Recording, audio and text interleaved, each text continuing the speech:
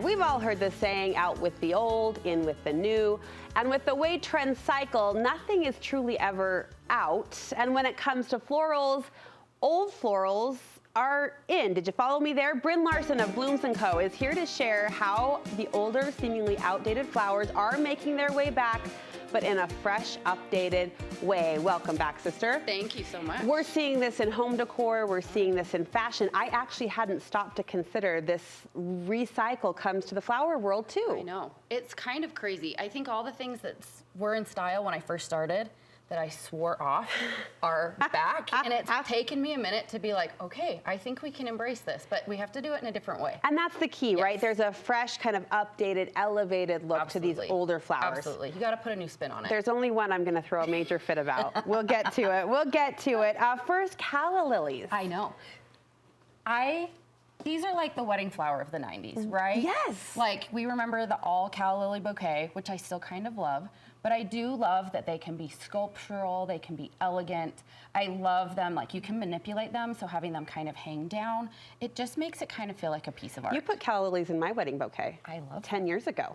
See, I just turned it over to Brynn and said, do it. And I'm remembering some calla lilies. What do you like about this particular flower? I love that it feels elegant, it feels sculptural, it feels kind of like a piece of art. Sculptural is a great word. There's structure to it. Absolutely, and it's clean, it's modern, and you can play with it. Like, you can manipulate the stems to make them kind of curly, you can do them tall and straight.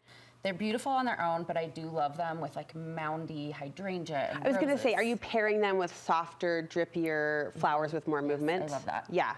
Okay, carnations. Now, Carnations. you know, I love a good carnation. I know. They got a bad rap for a while. Oh, when we are taking orders, they are the #1 flower that people say do not put carnations in them. Still? Yes, still. And I want to show people they are ruffly. They're lovely. They're so pretty. They are like the best filler for like big arrangements that you want big ruffly blooms without the big price tag. I would think the younger generation, like the up-and-coming 20-year-old TikTokers, are seeing the benefit of this, the ruffle. I think they love it. Yeah. I think we have seen it how our grandmas did it, and we're like, I don't know. Uh-huh. I want to show you a cool little trick. What? Okay, so you can open, like you can do anything to a carnation and it will not die, It right? lives? It lives. Oh, It lives good. forever. Thank you.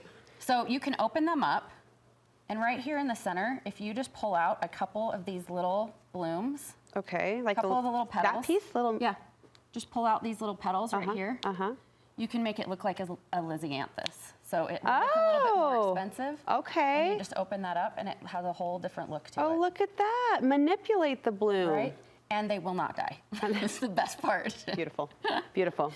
Love All right, those. you ready for my tantrum? Absolutely, because I think it's probably the same one. Gerber daisies. It's the same one that I was like, absolutely not. What? Let me show you these new ones. Okay, fine, if we must. These are like, I think they're called noodle gerbs.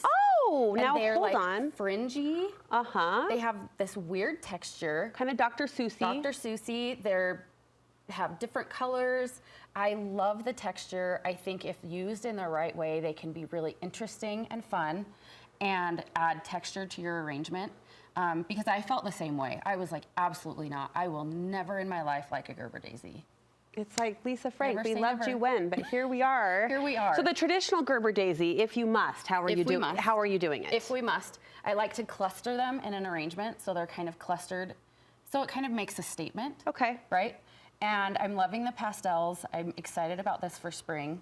I also really love them in this arrangement where it's just white and green. It feels botanical.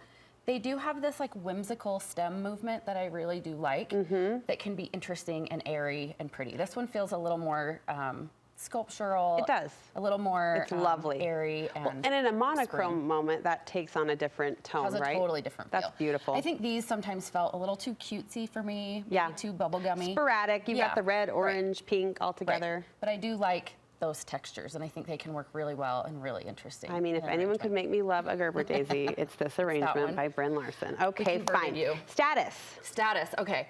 Everyone had this in their living room. I don't know what it collecting is. Dust. It's this. Do you remember it in purple? Oh, yeah. Yes. Okay. So we all had it in a dried arrangement or on a wreath that just was dusty and gross, right? Now they're making it in these beautiful colors. There's peach, there's white, there's lavender, still that same purple that we know and love or hate. But I love this as a filler. It has an interesting texture, and the colors that they have come out with are so pretty. Lovely, lovely, dainty. You say lilies were once kind of funeral exclusive, but they're like the funeral flower. They're coming around. And that's another one I really have a hard time with. I think mixing them in bouquets, I have a hard time. But I think on their own, where you can let the stems be airy. These are gorgeous. You can let, that negative space really work. And Yeah. I love these double blooms where there's so many different petals. Wow. Do you see all those layers of Yes. petals on there? Yes. I love Can I bend that. this just a little bit? Because come on. It's so pretty. Oh my goodness, that's gorgeous. Yeah. So super I pretty. think using them by themselves is a really great way to make them just really shine. Brynn, that's a lovely arrangement. All right, baby's breath, another one that I never fell out of love with. Right here, it's a great filler. I love it for, we use it a lot in weddings. It's trending a ton in weddings. Really? A ton. We just did one this weekend at the St. Regis with so much baby's breath, which my I never goodness. thought I would say all in one sentence. Yeah, yeah. But it's beautiful, again, with hydrangea and I love letting that airy space be part of the arrangement, the negative space, to just really let it be airy and pretty. I think we think of it with a carnation as a boutonniere, right? That we're like, we're not going there.